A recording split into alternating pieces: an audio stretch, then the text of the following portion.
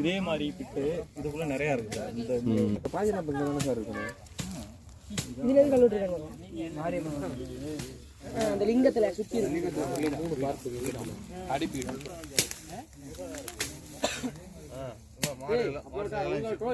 இங்க வந்து பாருங்க அரா குறாங்க சரி அது ஃபுல்லா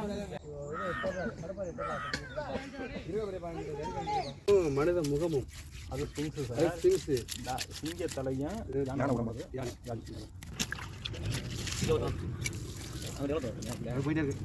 இது வந்து ஏன்னா கல்வெட்டுகளும் பராந்தகர் காலத்து இதாக இருக்கிறதுனால இந்த அமைப்பும் நிச்சயமாக பராந்தகர் காலத்து இது அப்படின்னு நம்ம நம்பலாம்.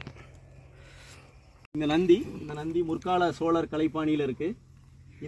இது வந்து மணிகள் நெற்றியில் சூட்டப்பட்டிருக்கு.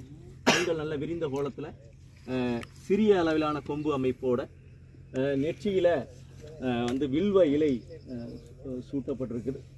கழுத்தில் மணிகள் அருமையாக வந்து மணிகள் கழுத்தில் மணியோடு கூடிய அந்த நந்தியினுடைய தோற்றம்.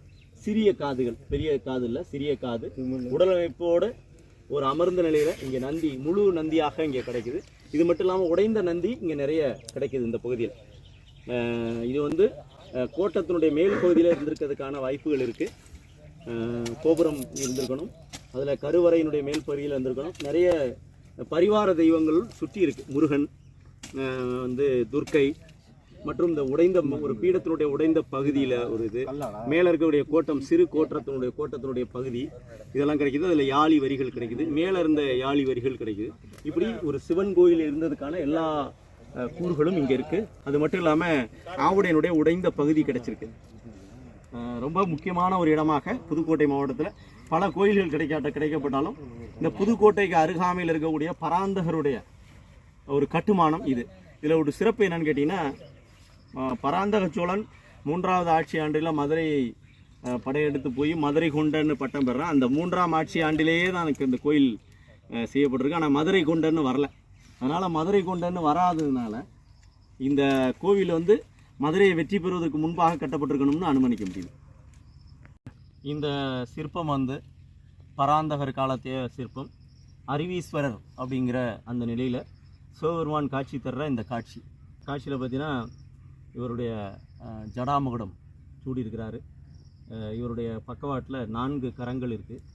இந்த ஒரு கரத்தை வந்து ஞானத்தை, அதாவது ஞானத்திற்கான ஒரு குறியீடாக நெஞ்சில் அகம் நானே கடவுள் என்பதை உணர்த்துகிற விதத்தில் கையில் வந்து முத்திரையோடு, ஞான முத்திரையோடு இந்த சிவபெருமான் அமர்ந்திருக்கிறாரு. அமைதியான கோலத்தில் இந்த காட்சி. இது பெரும்பாலும் பார்த்திங்கன்னா தட்சிணாமூர்த்தியாக பல இடங்களில் வழிபடப்படாது. இதை வந்து ஞானமூர்த்தின்னு சொல்கிறாங்க. இது வந்து அருவீஸ்வரர் அப்படிங்கிற நிலையில் சிவபெருமான் மிக சாகவாசமாக அமர்ந்து காட்சி தர்றாரு. இது மட்டும் இல்லாமல் இங்கே இன்னொன்று என்னென்னா, இதே காலத்தை சேர்ந்த சிற்பங்கள் பெருங்களூர் கோவிலிலும் இருக்கிறது. இங்கே இருக்கக்கூடிய சிற்பங்கள் அங்கே கொண்டு போய் வச்சுருக்காங்க. அதையும் உறுதிப்படுத்தியிருக்கிறோம். இங்கே கல்வெட்டு கிடைத்திருக்கிறது. பெருங்களூரிலும் பராந்தகன் காலத்தைய 3ஆம் ஆட்சி ஆண்டினுடைய கல்வெட்டு அடையாளப்படுத்தப்பட்டிருக்கிறது.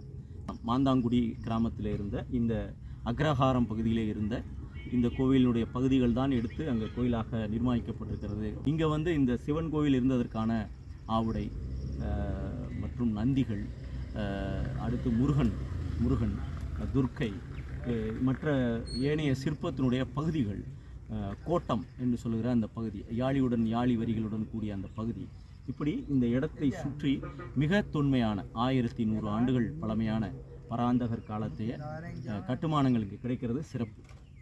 இந்த இடம் மாந்தான்குடி, புதுக்கோட்டை தஞ்சை நெடுஞ்சாலையின் உட்பகுதியில் காணப்படுகிறது. இது குறித்து நாம் மாவட்ட நிர்வாகத்திற்கும் ஏனைய அரசு நிர்வாகத்திற்கும் தகவல் தெரிவிக்க இருக்கிறோம்.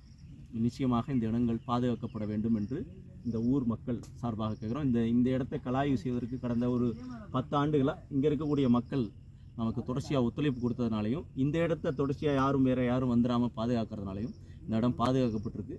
நிச்சயமாக இந்த இடம் தொடர்ச்சியாக பாதுகாக்கப்படணும்.